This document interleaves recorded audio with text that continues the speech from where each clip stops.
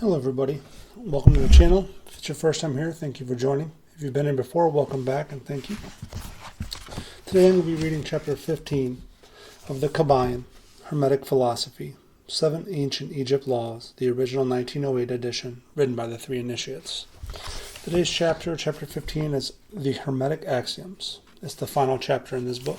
Hermetic Axioms, quote, the possession of knowledge, unless accompanied by a manifestation and expression in action, is like the hoarding of precious metals, a vain and foolish thing. Knowledge, like wealth, is intended for use. The law of use is universal, and he who violates it suffers by reason of his conflict with natural forces. End quote. The Kybalion. The Hermetic teachings, while always having been kept securely locked up in the minds of the fortunate possessors thereof, for reasons which we have already stated, were never intended to be merely stored away and secreted. The law of use is dwelt upon in the teachings, as you may see by reference to the above quotation from the Kybalion, which states it forcibly. Knowledge without use and expression is a vain thing, bringing no good to its possessor or to the race. Beware of mental miserliness, and express it into action that which you have learned.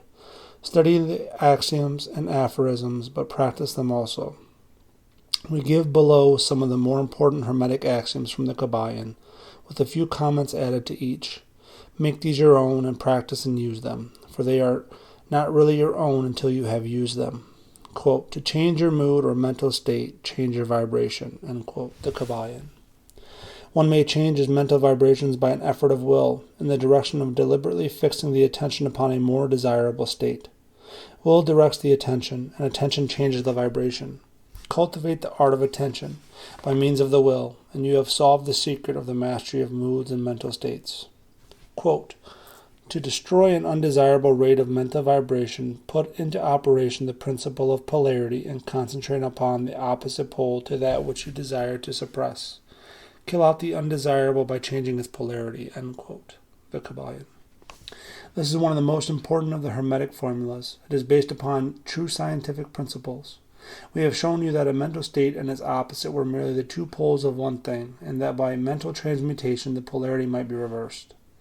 This principle is known to modern psychologists, who apply it to the breaking up of undesirable habits by bidding their students concentrate upon the opposite quality. If you are possessed of fear, do not waste time trying to kill out fear, but instead cultivate the quality of courage, and the fear will disappear. Some writers have expressed this idea more forcibly by using the illustration of the dark room. You do not have to shovel out or sweep out the darkness, but by merely opening the shutters and letting in the light, the darkness has disappeared. To kill out a negative quality, concentrate upon the positive pole of that same quality, and the vibrations will gradually change from negative to positive, until you finally will become polarized on the positive pole instead of the negative. The reverse is also true, as many have found out to their sorrow when they have allowed themselves to vibrate too constantly on the negative pole of things. By changing your polarity, you may master your moods, change your mental states, remake your disposition, and build up character. Much of the mental mastery of the advanced Hermetics is due to the application of polarity, which is one of the important aspects of mental transmutation. Remember the Hermetic axiom quoted previously, which says, quote, mind, as well as metals and elements, may be transmuted from state to state, degree to degree, condition to condition, pole to pole, vibration to vibration. End quote. The Kybalion. The mastery of polarization is the mastery of the fundamental principles of mental transmutation or mental alchemy.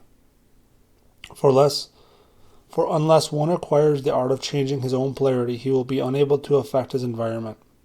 An understanding of this principle will enable one to change his own polarity, as well as that of others, if he will but devote the time, care, study, and practice necessary to master the art. The principle is true, but the results obtained depend upon the persistent patience and practice of the student. Quote, rhythm may be neutralized by an application of the art of polarization. End quote. The Kybalion. As we have explained in previous chapters, the Hermetists hold that the principle of rhythm manifests on the mental planes as well as the physical plane, and that the bewildering succession of moods, feelings, emotions, and other mental states are due to the backward and forward swing of the mental pendulum, which carries us from one extreme of feeling to the other. The Hermetists also teach that the law of neutralization enables one, to a great extent, to overcome the operation of rhythm in consciousness. As we have explained, there is a higher plane of consciousness, as well as the ordinary lower plane, and the mastery by rising mentally to the higher plane causes the swing of the mental pendulum to manifest on the lower plane, and be dwelling on his higher plane, escapes the consciousness of the swing backward. This is effected by polarizing on the higher self, and thus raising the mental vibrations of the ego above those of the ordinary plane of consciousness. It is akin to rising above a thing and allowing it to pass beneath you.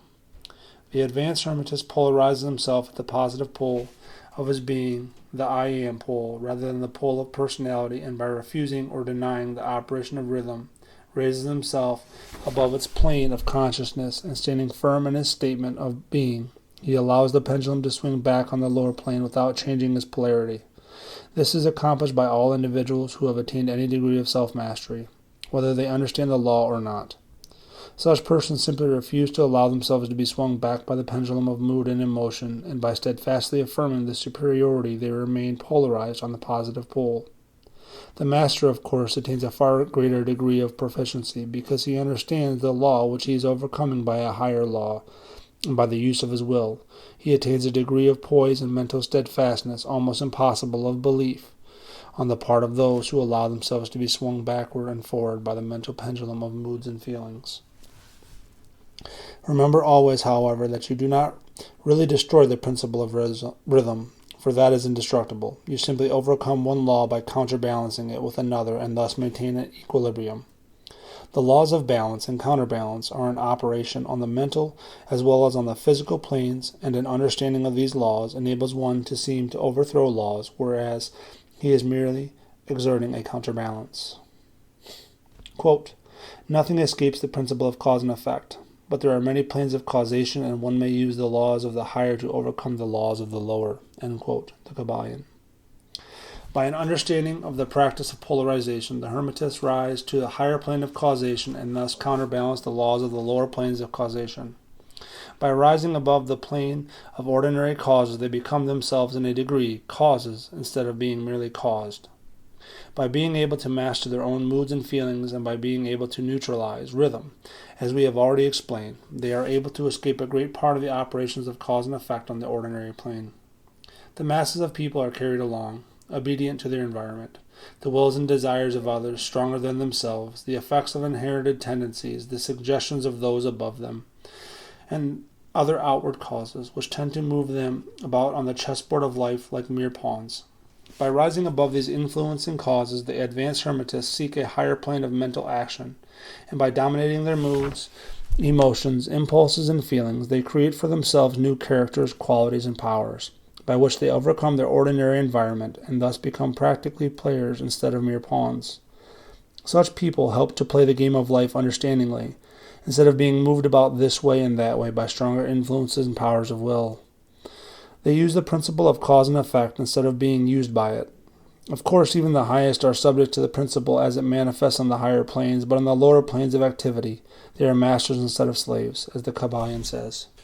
Quote, "The wise ones serve on the higher, but rule on the lower. They obey the laws coming from above them, but on their own plane and those below them they rule and give orders. And yet in so doing they form a part of the principle instead of opposing it. The wise man falls in with the law, and by understanding its movements, he operates it instead of being its blind slave. Just as he does the skilled swimmer, turn this way and that way, going and coming as he will, instead of being as the log which is carried here and there, so is the wise man as compared to the ordinary man. And yet both swimmer and log, wise man and fool, are subject to law. He who understands this is well on the road to mastery." End quote. The Kybalion. In conclusion, let us again call your attention to the Hermetic Axiom. Quote, "True Hermetic transmutation is a mental art." End quote. The Kybalion. In the above axiom, the Hermetists teach that the great work of influencing one's environment is accomplished by mental power. The universe being wholly mental, it follows that it may be ruled only by mentality, and in this truth is to be found an explanation of all the phenomena and manifestations of the various mental powers which are attracting so much attention and studies in these early years of the 20th century. Back of and under the teachings of the various cults and schools remains ever constant the principle of mental substance of the universe.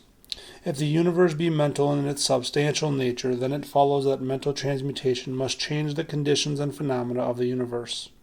If the universe is mental, then mind must be the highest power affecting its phenomena. If this be understood, then all the so-called miracles and wonder workings are seen playfully for what they are. Quote, the all is mind, the universe is mental, the Kybalion.